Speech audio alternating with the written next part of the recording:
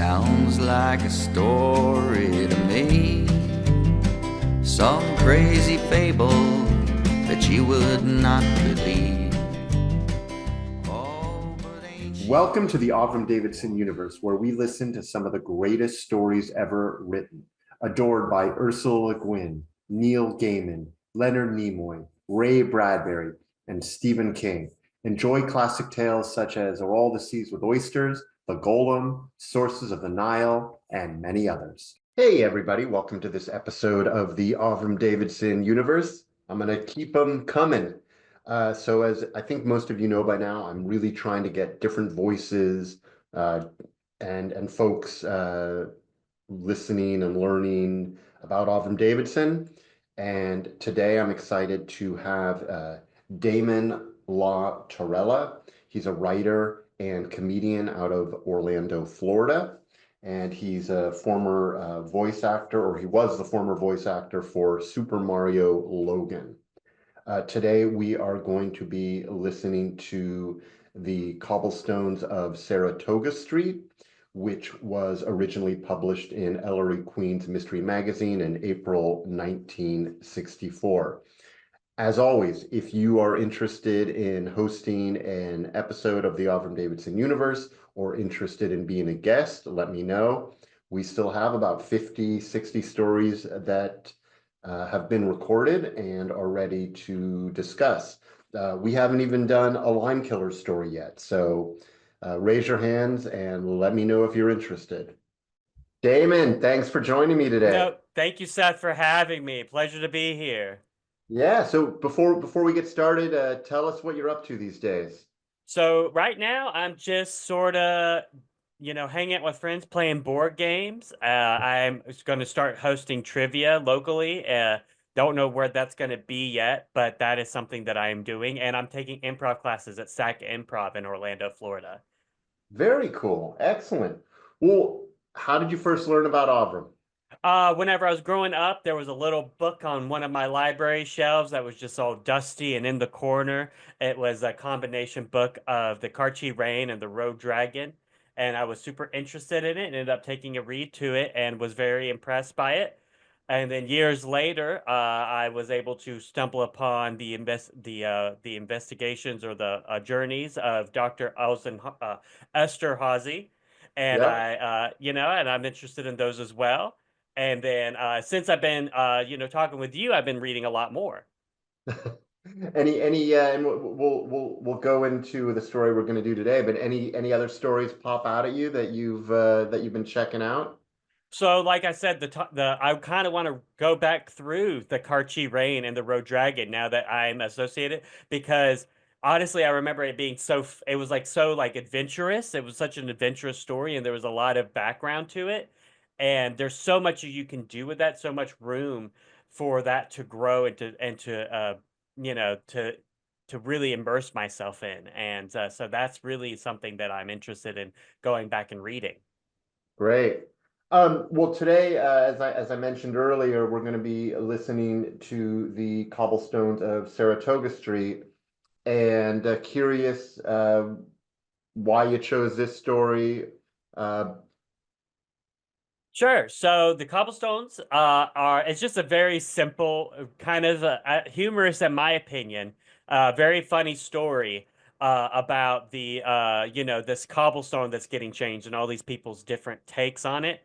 Yeah. And also about, the two ladies that live, secluded in their house and their whole background as well. And it's a short story. It's an easy listen and an easy read. And I figured that since it was my first time on here, I figured it'd be a really good one for us to dive into. Perfect. Well, what do you think about just getting right into it? Let's go right into it. Let's get into it. Let's do it. The Cobblestones of Saratoga Street. Although Avram Davidson was born in the nearby suburb of Yonkers, and in his 70 years lived in many corners of the globe, from Belize to Beijing, and from Jerusalem to Amekameka, I suspect that little old New York was really his favorite city. He studied its history and geography, as many of his stories show. The Cobblestones of Saratoga Street, Ellery, Queens Mystery Magazine, April 1964, takes place in a thinly disguised version of the tiny, tidy, very, very upper neighborhood surrounding Gramercy Park, located at the lower end of Lexington Avenue in Manhattan. If you've never been there and you get a chance, you should make it your business to amble through this quiet enclave where the New York of Stanford White's era, or earlier, survives amidst the noise, dirt, and bustle of the city that never sleeps. As you stroll beside the park, you won't be able to stroll in it unless you have a key, you may wonder how this odd revenant persists in the modern world. It is not by chance, believe me, but by means of the determined efforts of the neighborhood's well-to-do and tradition-loving residents. Avram Davidson was a man fascinated with the past. At times, he affected deliberately anachronistic mannerisms and words. I think that his heart is truly in this warm and affectionate story. R.A.L. "Cobblestones to go," said the headline. Miss Louisa lifted her eyebrows, lifted her quizzing glass, probably the last one in actual use anywhere in the world, read the article, passed it to her sister. Miss Augusta read it without eyeglasses or change of countenance and handed it back. "They shan't," she said. They glanced at a faded photograph in a silver frame on the mantelpiece, then at each other. Miss Louisa placed the newspaper next to the pewter chocolate pot, tinkled a tiny bell, and after a moment a white-haired colored man entered the room. "Carruthers," said Miss Augusta, "you may clear away breakfast." "Well, I think it's outrageous," Betty Linkhorn snapped. "My dear," her grandfather said mildly, "you can't stop progress." He sipped his tea. "Progress my eye! This is the only decently paved street in the whole town. You know that, don't you, Papa? Just because it's cobblestone and not concrete or macadam or—" "My dear," said Edward Linkhorn, "I remember when several of the streets were still paved with wood. I remember it quite particularly because, in defiance of my father's orders, I went barefoot one fine summer's day and got a splinter in my heel. My mother took it out with a needle, and my father thrashed me. Besides, don't you find the cobblestones difficult to manage in high-heeled shoes?"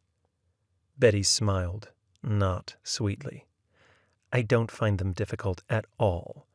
Mrs. Harris does. But then, if she'd been thrashed for going barefoot—" "Come on, Papa," she said, while her grandfather maintained a diplomatic silence. "Admit it.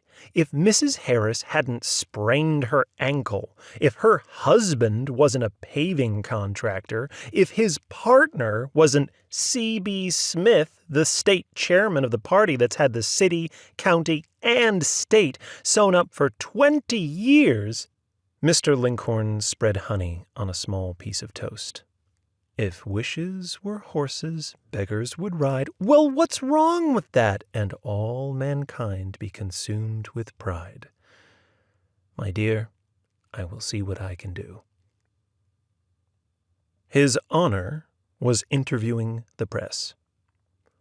"All right, what's next? New turlets in the jail, right? All right, if them bums and smokies wouldn't have committed no crimes, they wouldn't be in no jail, right? All right, what's next? Cobblestones? Cobblestones? Damn it. Again? This business with the cobblestones? You think they were diamonds or something. All right. Well, look. Except for Saratoga Street, the last cobblestones in the city were tore up when I was a boy, for Pete's sake. All of them people there, they're living in the past. You know what I mean? All of them gas lamps in front of the houses, huh? Hitching posts and carriage blocks, for Pete's sake. What do they think? We're living in a horse and buggy age? Ah, right. They got that park with a fence around it. Private property. Okay, but the streets belong to the city. See, somebody breaks a leg on one of them cobblestones, they can sue the city, right? So, cobblestones, up they come. And that's all there is to it. All right? What's next? His comments appeared in the newspaper, the publisher of which knew what side his legal advertisements were buttered on, in highly polished form. I yield to no one in my respect for tradition and history, but the cobblestoned paving of Saratoga Street is simply too dangerous to be endured. The cobblestones will be replaced by a smooth, efficient surface more in keeping with the needs of the times. As the mayor put it, what's next? Next was a series of protests by the local, county, and state historical societies, all of which protests were buried in 2 or 3 line items in the back of the newspaper. But, as the publisher put it, after all, CB business is business, and besides, it won't make any difference in the long run anyway. The Saratoga Street Association reprinted them in a full-page advertisement headed, "Protect Our Heritage," and public interest began to pick up. It was stimulated by the interest shown in the metropolitan papers, all of which circulated locally. "Blue bloods man the barricades," said one. "20th century catches up with Saratoga Street," said another. "Beloved cobblestones doomed. Historical Saratoga Street prepares to say farewell," lamented a third. And so it went. And it also went like this. To the editor, "Sir, I wish to point out an error in the letter which claimed that the cobblestones were laid down in 1836. True, the houses in Saratoga Street were mostly built in that year, but like many local streets, it was not paved at all until the late 90s. So the cobblestones are not so old as some people think." And it went like this, too. Mr. Edward Lincoln. "Would you gentlemen care for anything else to drink?" Reporter. "Very good whiskey." Photographer. "Very good." Lincoln. "We are very gratified that a national picture magazine is giving us so much attention." Reporter. "Well, you know, human interest story. Not so much soda, Sam." Photographer. "Say, Mr. Lincoln, can I ask you a question?" Lincoln. "Certainly." Photographer. "Well, I noticed that on all the houses, in all the windows, I mean, they got these signs, 'Save Saratoga Street Cobblestones,' all but one house. How come? They against the stones?" Reporter. "Say, that's right, Mr. Lincoln. How come?" Lincoln. "Well, gentlemen, that house, number 25, belongs to the Mrs. de Grey." Reporter. "De Grey? Lincoln. "Their father was General de Grey, of Civil War fame. His statue is in de Grey Square. We also have a de Grey Avenue." Reporter. "His daughters are still living? What are they like?" Lincoln. "I never had the privilege of meeting them." Miss Adelaide Tallman's family was every bit as good as any of those who lived on Saratoga Street. The Tallmans had simply never cared to live on Saratoga Street, that was all. The Tallman estate had been one of the sights of the city, but nothing remained of it now, except the name Jabez Tallman on real estate maps used in searching land titles, and the old mansion itself, much modified now and converted into a funeral parlor. Miss Tallman herself lived in a nursing home. Excitement was rare in her life, and she had no intention of passing up any bit of attention which came her way. "I knew the de Grey girls well," she told the lady from the news syndicate. This was a big fib. She had never laid eyes on them in her life. But who was to know? She had heard enough about them to talk as if she had, and if the de Grey girls didn't like it, let them come and tell her so. Snobby people, the de Greys, always were. What if her father, Mr. Tallman, had hired a substitute during the rebellion? "Oh, they were the most beautiful things. Louisa was the older. She was blonde. Augusta's hair was brown. They always had plenty of beaux. Not that I didn't have my share of them too, mind you," she added, looking sharply at the newspaper lady, as if daring her to deny it. "But nobody was ever good enough for them. There was one young man, his name was Horace White, and oh, he was the handsomest thing. I danced with him myself. she said complacently, "at the Victoria Ball after the Spanish War. He had gone away to be an officer in the Navy, and he was just the most handsome thing in his uniform that you ever saw. But he wasn't good enough for them either. He went away after that, went out west to Chicago or some such place, and no one ever heard from him again. Jimmy Taylor courted Augusta, and William Snow, and Rupert Roberts. No, Rupert was sweet on Louisa, yes, but—" The newspaper lady asked when Miss Tallman had last seen the de Grey sisters. "Oh," said Miss Tallman vaguely, "many, many years ago. Many years ago." Had she really danced with anybody at the Victoria Ball? Was she still wearing her hair down then? Perhaps she was thinking of the junior cotillion. Oh, well, who was to know? "About 1905, she said firmly, crossing her fingers under her blanket. "But, you see, nobody was good enough for them, and so, by and by, they stopped seeing anybody. And that's the way it was." That was not quite the way it was. They saw Carruthers. Carruthers left the house on Sunday mornings only to attend at the AME Zion Church. Sunday evenings he played the harmonium while Miss Louisa and Miss Augusta sang hymns. All food was delivered, and Carruthers received it either at the basement door or the rear door. The Saratoga Street Association took care of the maintenance of the outside of the house, of course. All Carruthers had to do there was sweep the walk and polish the brass.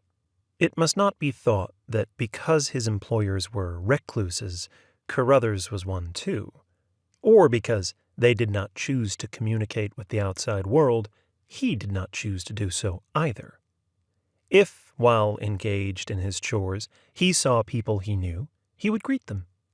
He was, in fact, the first person to greet Mrs. Henry Harris when she moved into Saratoga Street. "Why, hello, Henrietta," he said. "What in the world are you doing here?" Mrs. Harris did not seem to appreciate this attention.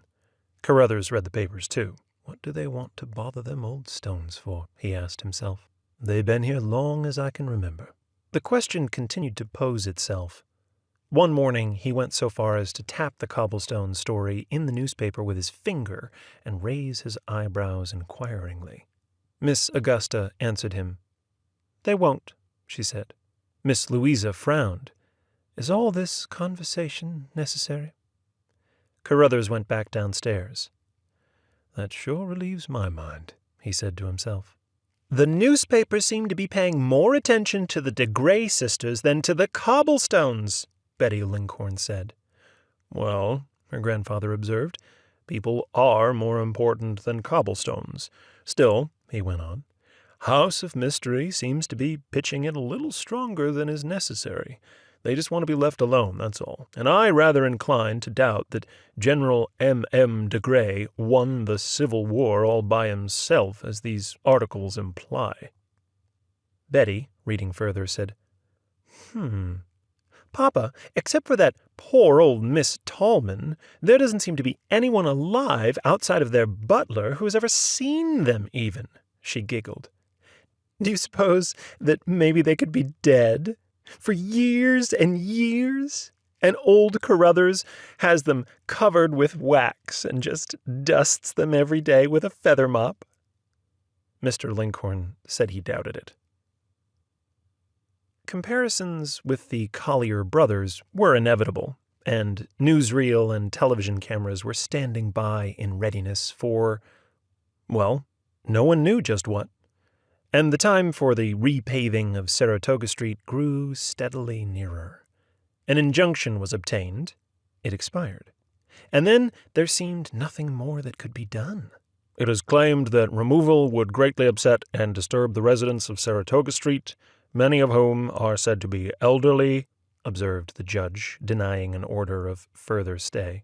"But it is significant that the two oldest inhabitants, The daughters of General M. de Grey, the hero of Chickasaw Bend, have expressed no objection whatsoever."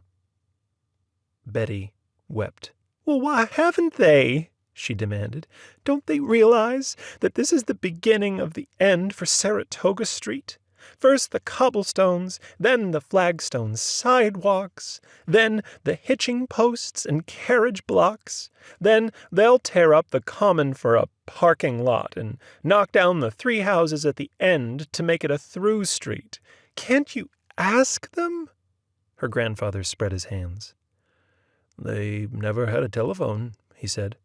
"And to the best of my knowledge, although I've written, they haven't answered a letter for more than 40 years. No, my dear, I'm afraid it's hopeless," said His Honor. "Nope, no change of plans. Tomorrow morning at 8 a.m. sharp, the cobblestones go. All right? What's next?"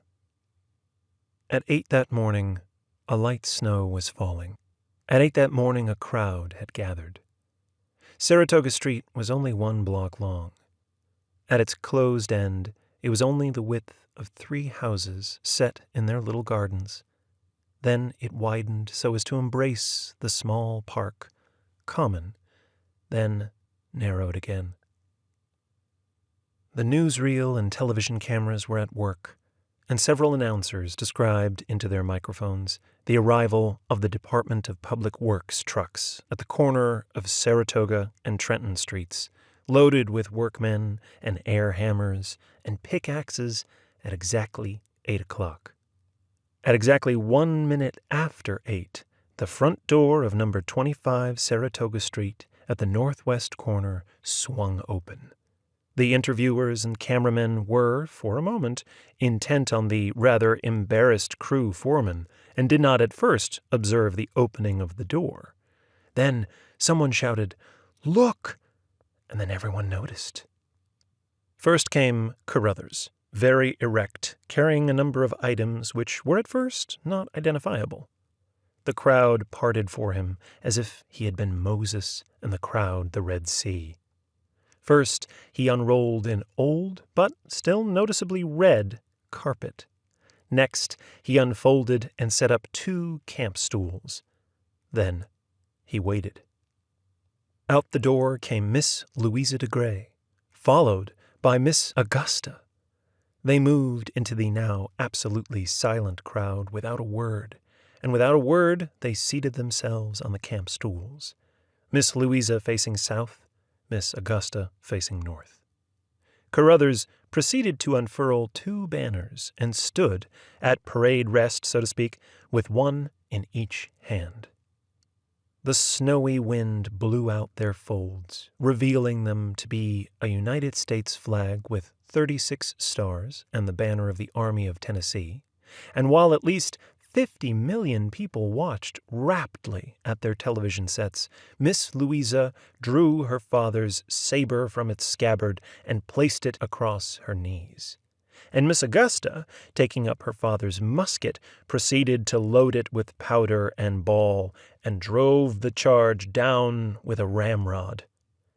After a while, the workmen debated what they ought to do. Failing to have specific instructions suitable to the new situation, they built a fire in an ash can and stood around it, warming their hands. The first telegram came from the ladies of the GAR.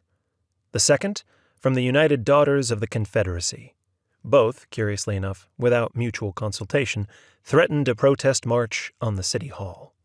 In short, a rapid succession followed indignant messages from the Senior Citizens Congress, the Sons of Union Veterans, the American Legion, the B'nai B'rith, the Ancient Order of Hibernians, the DAR, the NAACP, the Society of the War of 1812, the VFW, the Ancient and Accepted Scottish Rite, and the Blue Star Mothers.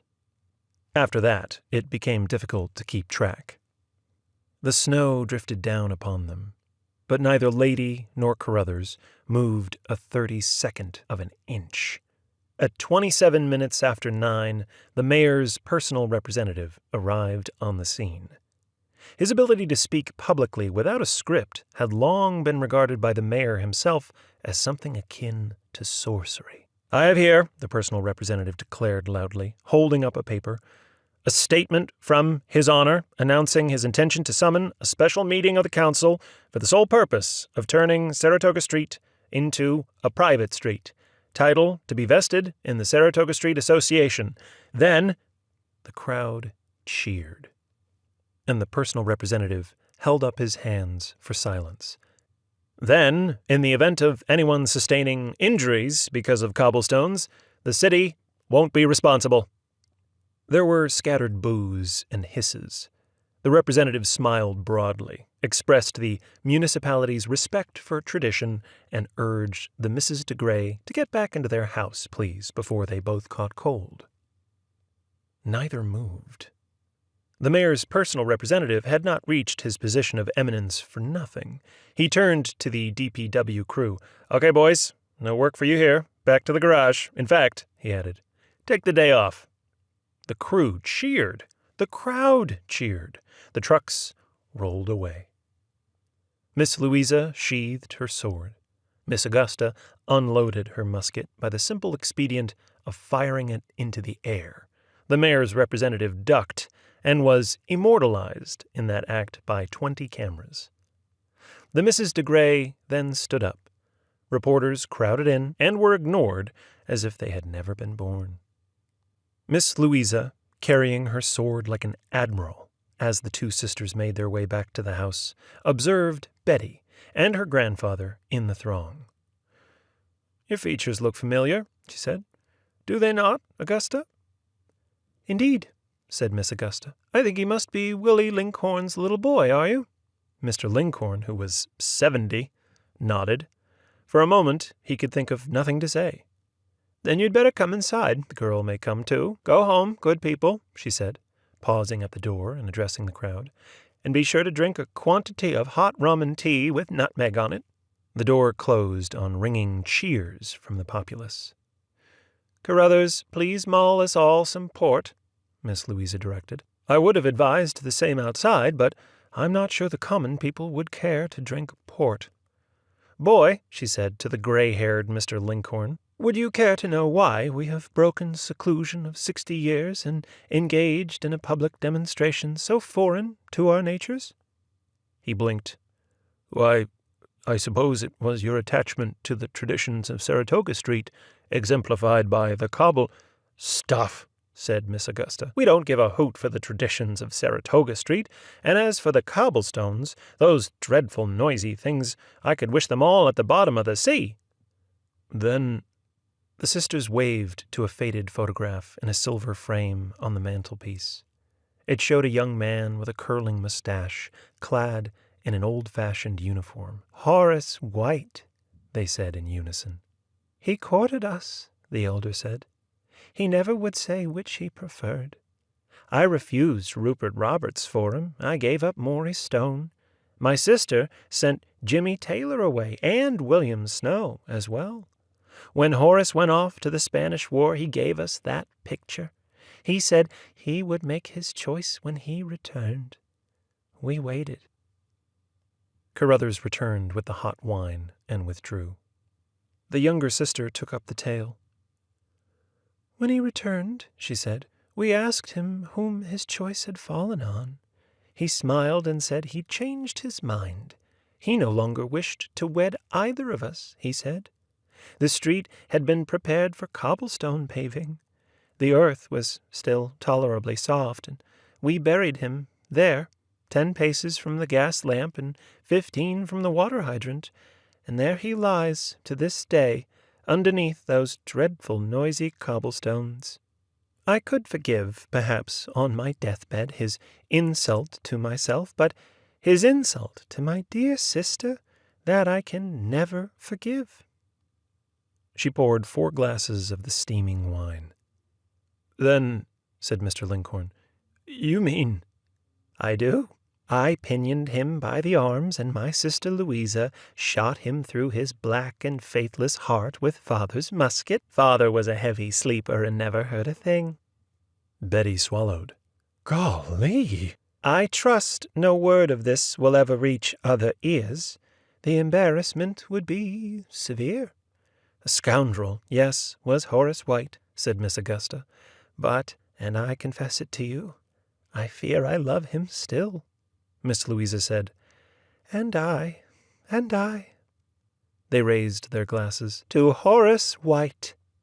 Mr. Linkhorn, much as he felt the need, barely touched his drink. But the ladies drained theirs to the stem, all three of them. So, what'd you think? Honestly, I really like the story. It's like I said, very funny. The voice actor, what's the voice actor's name? We need to give him a shout out. Oh, geez. Yeah, you're putting me on the spot. My bad. That's all right. It'll come to me in a minute. He does a very fantastic job at doing all the different voices. Oh yeah. Whenever he does the voice for the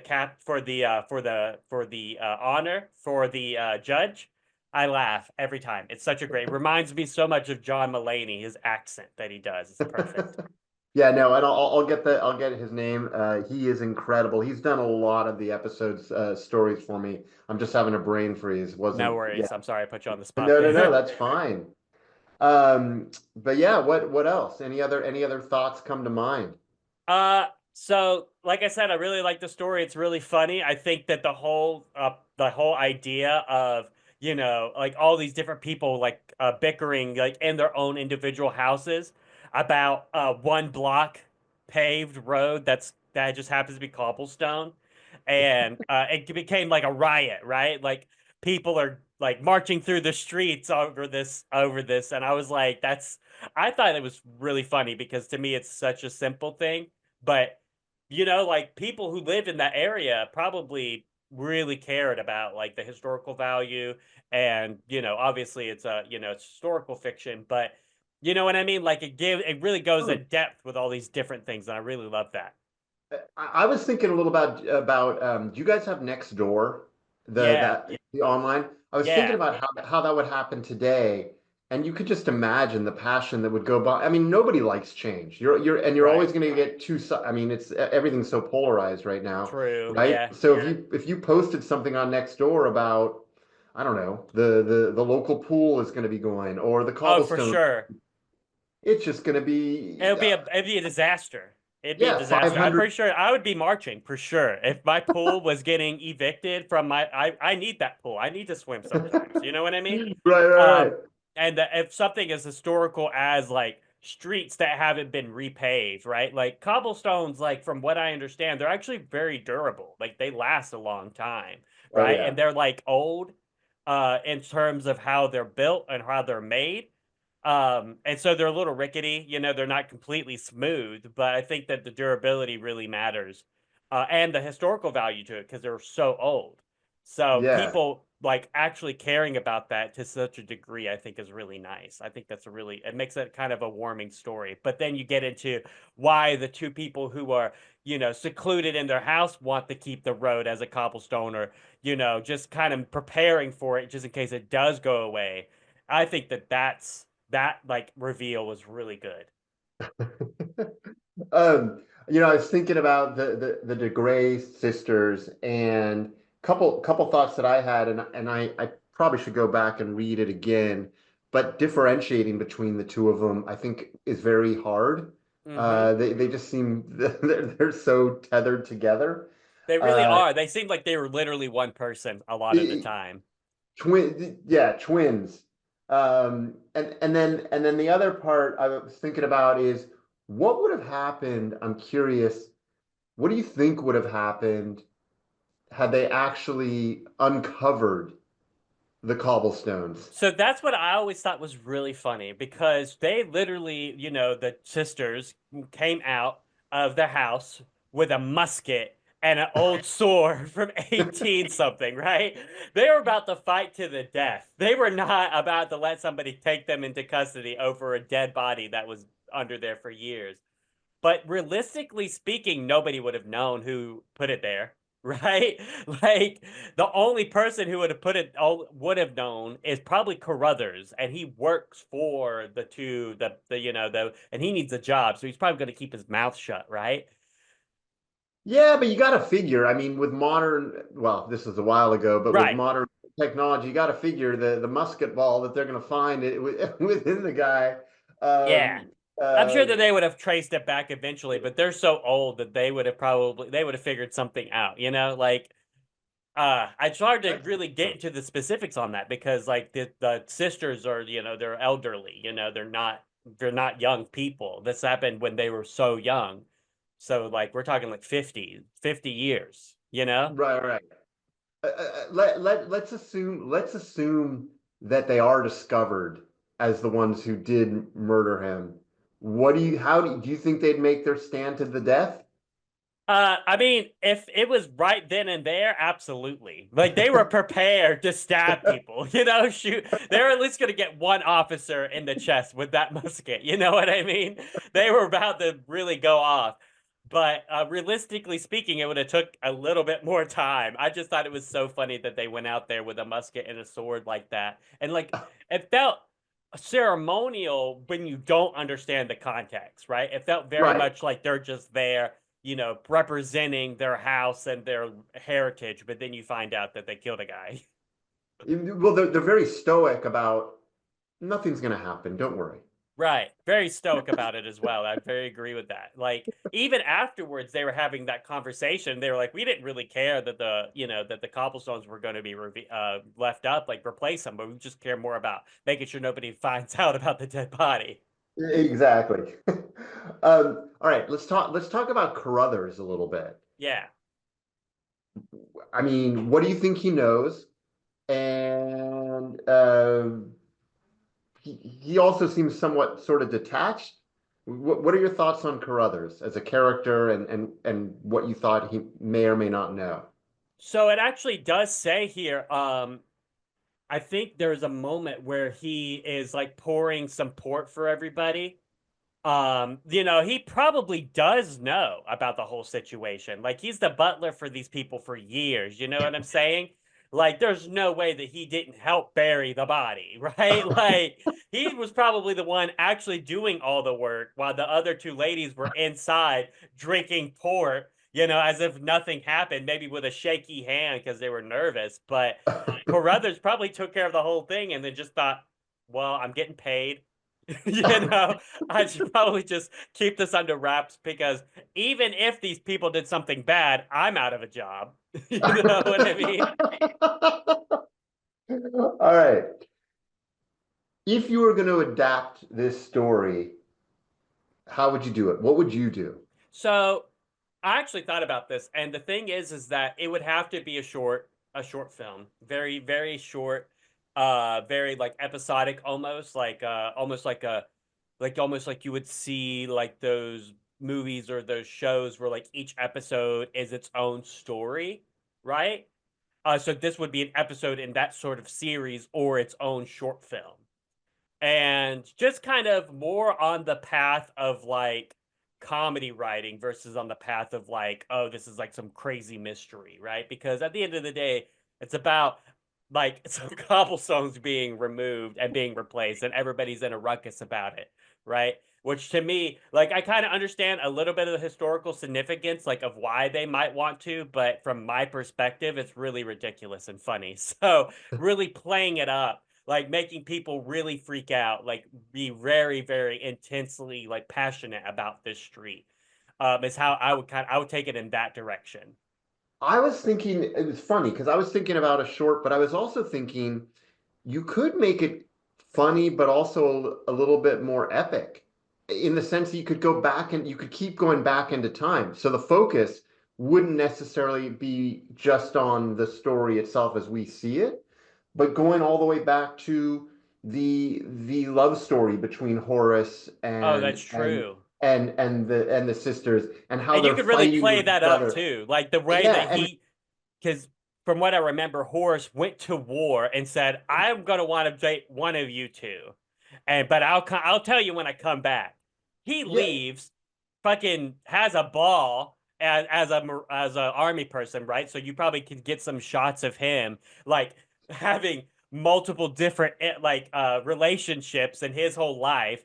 Comes back at a clip, and then he's like, "Actually, I choose neither one of you." and then Right. they kill him on the spot. Except that's the one thing they don't. So my thinking is they don't show that. It's still about the cobblestones, but you're shooting back to their life and who Okay. they are, and their dad as a general in the Civil War, as a True, hero. yeah. You can show all that, and them as young girls. Like you can give this whole kind of not even Yeah. flashbacks, but an actual epic story, and then circling back to who they become. This murderers, but Honestly, you really, could do your own show or your own like series or episode even on the sisters and their life before this whole the events of the story take place. You absolutely could do that. you could do maybe one of those episodic, like 4 episode series, something Yeah. like that. Anyways, all right. There's so many Who, different options. I love it. yeah, who would you, I was thinking about the DeGray sisters. Who would you have play the DeGray sisters? So I've been thinking about this a lot. And it's kind of fascinating because like as they are currently, they're a little elderly, but they still have a little bit of spry, right? Because they wouldn't Yep. like, yeah, sure, they had needed a red carpet, right? These two people who like had a dad who was a Civil War vet think they're so like uppity that they need to walk on a red carpet for the removal of a cobblestone street, but they're like spry enough to be able to carry like a sword and to be able to stuff a musket, right? So Right. I was thinking, what's her name? The person who is the actress in Freaky Friday, alongside Lindsay Lohan. What's her name? Oh, Um, I'm not sure. I'm doing a quick look now.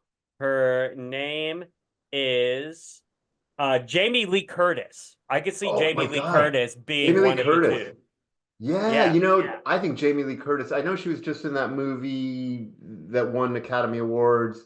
She really Oh would yeah, be good. she's done so many different movies. I mean, she Yeah, yeah. started with Halloween and then she redid Halloween in 2018. So, like she's done so much. So a lot of different films. And she's a very good actress. I love Jamie Lee Curtis, especially in Everything Everywhere All at Once. Yeah, that's what I was talking about. Beautiful movie, beautiful movie. Yep. And so she would be very good as one of the two sisters. Now, in terms of who would be her sidekick or who would be her twin, you could do a Michael Myers and Austin Powers situation where she's playing two different characters, right? Mm. Just kind of like she's filming these quarter parts, and then she's playing like an outlandish different character that looks the exact same or has the same looks because it's her playing two characters. I think that you could absolutely make that work. Huh. I like that. I was going with just probably a little obvious, but Emma Thompson and Meryl Streep, just two Oh yeah, amazing Meryl Streep. I didn't actors. even think about Meryl Streep. Honestly, Meryl Streep and Jamie Lee Curtis side by side, that'd be a hoot. Oh, I that would would be see a lot of that. fun. That would be That would very be fun. that would be a really interesting combo. Well, anything else on your end you'd want to discuss or talk about? So, when it comes to the streets themselves, like the whole like history behind them, there was a moment where the lady or the girl talked about like, oh, well, this person broke their heel, and that's why there's going to be a contractor coming in and like paving the street. I could almost see a shot of that happening, of like the girl like getting her heel snapped, and then like almost like not like a super quick, but like a little exchange of that scene where like the lady's walking Mm. on the street, her heel breaks, and then she gets all and whined about it, and then gets her husband to you know begruntedly almost get the call in to get the streets paved because he probably doesn't even care left or right, but he wants to make his wife happy. You know what I mean? Like some sort of that exchange would be interesting. What about this? Literally walking on the streets, breaks her ankle, Yeah. flashback to the Civil War. Perfect. Yeah, that's the ultimate transition. Just her being on the street, and all of a sudden, it's the very first person that ever walked those streets on during the Civil War, also breaking their ankle and not caring about it, and then flash forward to her breaking her ankle and giving way too much of a care about it. Oh man, I love that. this has been fun. Is there anything else before we get moving? I can't really think. I mean, I think I had some question for you, and I wanted to ask you in terms of like, what did I? Let me look at this. Let me see what my Actually, question you was. were asking me who I thought I would be if I were a Yeah, character. like who, like if you were in the story, right? If you were a character in the story of the Saratoga Street, who do you think would be like, what side would you be on, right? Would you be on the side of like removing the cobblestones? Would you be the rioter? Would you be somebody who just didn't really care, especially if you were associated directly with the cobblestones? Like, who do you think you would be in that story? So I have two thoughts on that. The first is I'm a history major, love history, probably why Okay, I love Autumn stories so much. So of course I'd want to keep the cobblestones. That's ridiculous. okay, all right. But then on the second part, in terms of which character would I be, I was thinking it from that perspective. And sadly, I'd probably be Horace White. I'd probably be the one who Oh, gets killed. no, you'd be the body underneath the cobblestone. More than likely. How Oh about you? my. How about you? I could see honestly, I could see myself being somebody who would be for them being removed because like as somebody who, knows about that kind of thing. Like, yeah, sure, stones have a significance, some sort of street has some sort of historical significance. But I like smooth roads, I like to, especially with newer cars nowadays. I don't want my shocks getting, worn out because I'm driving on a But street from Damon, the it's 1800s. it's one street. Yeah, that's enough. Oh, That's come enough. on. We don't need no more cobblestone streets. Okay? Like we got to get smooth Oh, pavement for the rest all of my right. life. I'm gonna allow you to have that opinion, but wow. I would probably end up being, to be honest, if I was like if I was to play a character in here, I'd probably end up being like I could dress myself up and make myself look like Carruthers. I could also see myself as Edward, like kind of like the sort of like, well, I'm not really in the middle of this, right? But I sort of somehow found myself in the middle of it, and that I think I could do as well. And the whole Well, thing with like why like the why behind the swords and the and the musket will always wonder with me because as we've discussed between like all the different like methods, did they really expect the sisters, did they really expect to fight the police officers right then and there? I think I think they would have. Yeah. I think they would have made a stand no matter what. Oh, they would have fought their ground to the end of their days. I think that's crazy. 100%. I wonder what would have if from that particular time you could see that everything worked out. I wonder what would happen now. My guess is it would be very polarizing, even more so than back then.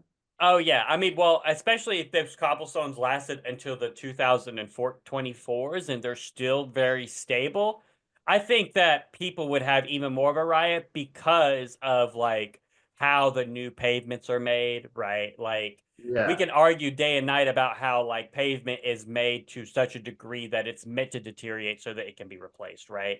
Like and people don't like that. People like the old stuff. People like the stuff that is built to last. And especially with Yeah. cobblestone streets that have lasted, and if they have lasted into the 2025s, people would be up in arms, right? Riots on the street, cars being exploded over these cobblestone streets. You kidding me? Have you totally random question. Have you traveled? Have you been to Europe or I haven't been outside of the country, but I have traveled around. I've been to New York. I used to go to New York a couple of times. I've been to New Orleans and a couple of other different cities such as that, but never outside of the country. No. Yeah, so I think about, and I think New Orleans is probably a good example of keeping some of that history intact, Oh, keeping those stones, oh, keeping, absolutely. and I'm trying to imagine in Venice if they decided to, open up Oh, those yeah. little alleyways. No one would stand for it. Absolutely. No, especially like if you think about New Orleans, like I was a murder mystery actor and we did a show in this really old home from like when the New Orleans was first built, right? This home has not changed since then. So like the architecture, the interior, you know, no insulation, but somehow it's still $2,000 a month, the rent. And they have all these different like intricacies in the wood and all this like old timey stuff that just makes you feel feelings. You know what I mean? Imagine people just being like, all right, we're just going to tear all that down and we're going to invent some 2025 condominium and we're going to put it right here in the French Quarter. People could not live with that. Absolutely not. And I could see why people would definitely fight against the Cobblestones in that sort of manner, right? Making it more historical, like putting that historical landmark. If they get that there, I am for that, you know. But I'm also like, I don't want to drive on these streets. So it's either block them off so that I don't have to drive on this street, or remove it. So that's my take, right? All right. Well, hey, this has been an absolute blast. I can't worries. thank you enough. Thank you, Seth. Thank you for having me. Yeah, we'll have to do it again. No worries. I'm here all the time. I'm here all right. Oh, I suppose God only knows. It sounds like a story to me, some crazy fable that you would not believe.